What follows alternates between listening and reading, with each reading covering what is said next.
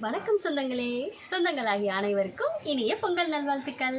இன்னைக்கு காலையில் எழுந்திரிச்சு பொங்கல்லாம் வச்சு சாமியெல்லாம் கும்பிட்டு முடிச்சு அதுக்கே இவ்வளோ நேரம் ஆயிடுச்சு எல்லா வேலையும் முடிக்கிறதுக்கு.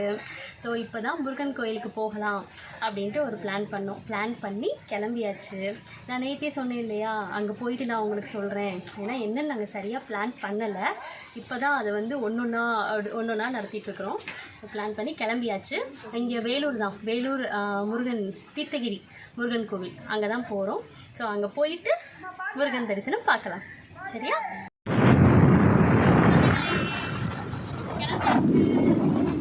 கோயிலுக்கு போயிட்டுருக்கோம். இங்கேருந்து 1 மணி நேரம் ஆகும்.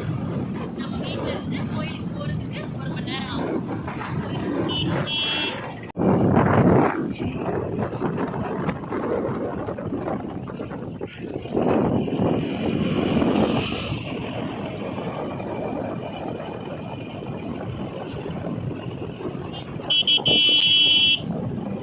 நம்ம ஃபேமிலி பின்னாடி காரில் வந்துட்டு இருக்காங்க.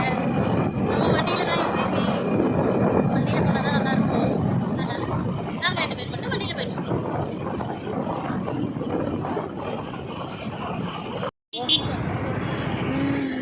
வந்தாச்சு கோயிலுக்கு.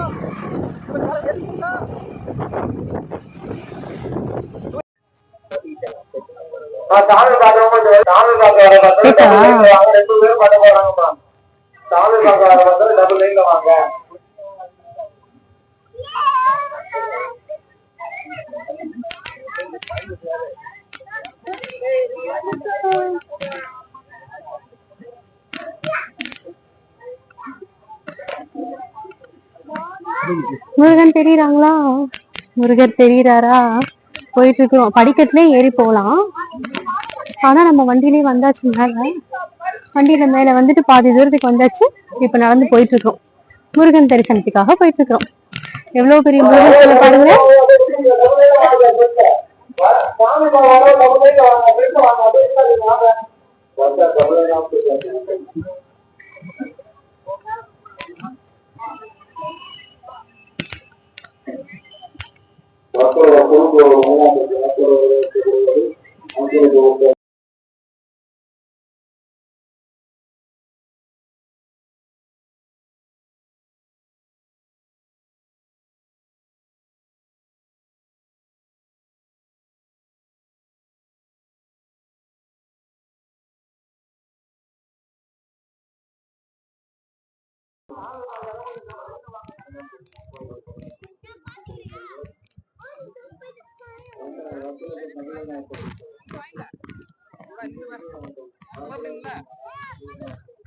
இங்க இருந்து பாருங்களேன், வியூ எவ்வளோ அழகா இருக்குன்னு.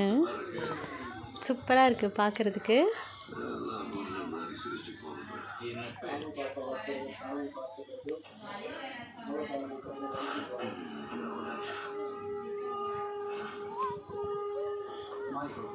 முருகா, எல்லாரையும் காப்பாத்துப்பா.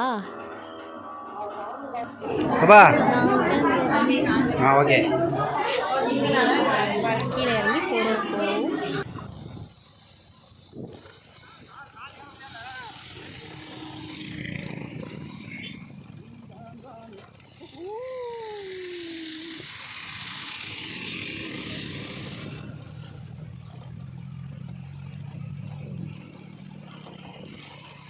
ஃபஸ்ட்டு கீழே சாமி கும்பிட்டு